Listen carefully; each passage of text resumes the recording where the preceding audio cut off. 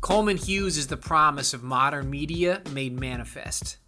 As an unknown undergraduate philosophy major, Coleman penned a series of brilliant essays on race and crime, carefully dismantling what he called the racism treadmill, this stale, endlessly repeated narrative about institutional oppression in America. His fan base exploded, and he's now regularly called up to battle the high priests of right-think on race. He's entirely independent, and he's flourishing out here on the frontier, living by the pen and the podcast. Slavery, slavery, slavery. You dwell on the past, but letting it go, that requires more bravery. And he has a rap career. As Coleman finishes up his new album, we got together to talk personas, heroes, and using rap to cope with the absurdity of death. Ain't no debate. I said what I said, and my name is my name. Around 12 years old, 13 years old, I started getting super into jazz. And I basically stopped listening to everything else. Miles Davis, John Coltrane, Charlie Parker, Duke Ellington, Charles Mingus, Wayne Shorter. Out of high school, I went to Juilliard. My plan was to be a professional jazz trombonist. Wow. And I can tell you that album that got me out of my jazz snob phase where I only cared about jazz was Acid Rap, Chance the Rapper. Yeah.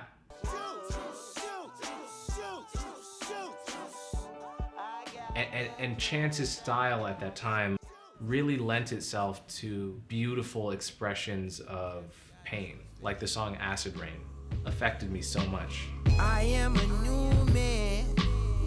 I am sanctified. Oh, I am holy. Well, at that time in my life, my mom was dying. Yeah. And she was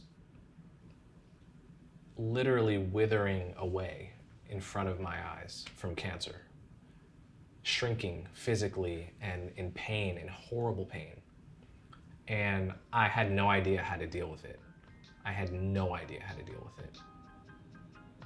But I could write about it.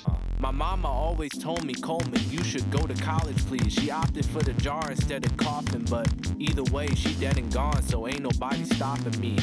Except that voice is yelling, nigga, eat your broccoli. Nigga, eat your broccoli. Nigga, eat your broccoli. Yeah, she passed away in February, and I dropped out in February. I was craving to ask some of the deep questions as my mom was dying. What the fuck is the point of life? What is the point of life if at any moment a perfectly noble and good person can just be erased, can be made to suffer for the last several years of her life and wither away into nothing? I really wanted to ask the kinds of questions that might help me deal with the reality of death.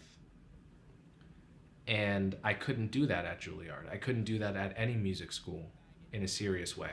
I could do that in a philosophy program. I guess that I'm problematic. I guess that I'm problematic to all you sensitive asses. I'm at the end of my rope. I don't like making overtly political music because I don't like listening to overtly political music. Right. It can be like maybe 3 or 4 lines about the prison industrial complex, but then we got to get back to just being like braggadocio, right? Like that's definitely how I consume it, right? Listen to Kendick. It's like, he's not spitting op-eds. It's not. But there's a lot of political material in there, but it's subject to interpretation. It's more like writing a novel, and it's not preaching. I'm not on the outside looking in. I'm not on the inside looking out. I'm in the dead fucking center looking around. And sometimes it will double back on itself or contradict itself, which is actually what makes it so interesting. Right. So why did I weep when Trayvon Martin was in the street? When gang banging make me kill a nigga blacker than me? Hypocrite. I'm also technically a millennial, but the grand spiritual chasm between the two of us is I know what life was like before Napster. Not because... I don't even know what Napster is. You don't even know what Napster is? I have no idea what you're talking about. Back then, it was you could go onto this thing called the internet, and you could download Dr. Dre's The Chronic in full over the course of 4 to 6 days. So it was the first internet-based file sharing. Choice absurd. Go to Napster.com and free the music. Download the program and and use it. Go to Napster.com. If you're pre-Napster, you at least have a vague recollection of a world where there could be some piece of art that you wanted to experience and not be able to instantly gratify that experience. Right. It's totally different, right? Yep. But Napster famously gets shut down by the major record labels because it was like flagrantly illegal. Yeah. Got shut down by the man. By the man, It was right? flagrantly. It was like very clearly a violation of copyright law. Ain't no debate. I said what I said, and my name is my name. Coleman, I got. When an athlete gets on a basketball court or a soccer field and becomes this hyper-competitive version of himself, no one says that's a persona. It's not artifice, you're right. That's It's not artifice. artifice. Right. It's what is called for by the game you're playing because you love to play it. As a rapper, whatever persona I may seem to take on stage or in a music video, I don't see it as a persona. I see it as what's called for By the genre. by the music. Right. It comes as naturally to me as being competitive on a basketball court and then going back to being a nice guy when you walk off. Yeah, I got straight A's in my prep school. It's probably why I'm getting paid like the Mets do. Another day, another check, nothing special. Another day, same 10 in my bedroom. Like Shabazz, I was 8th grade president.